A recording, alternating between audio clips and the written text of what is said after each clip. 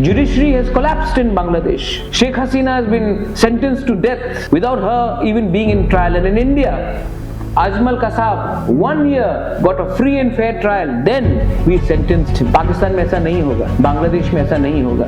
लेकिन yet these countries know that the only way they can destroy India is by creating cross-border terrorism, drugs, counterfeit money, black money, and who is supporting them? The same people who are supposed to protect our constitution. So I appeal to all the younger generation. You know, most political leaders जो यहाँ में आएंगे वो आपको कहेंगे कि politics join करो, मेरी पार्टी में ज्वाइन करो, देश को बदलते हैं.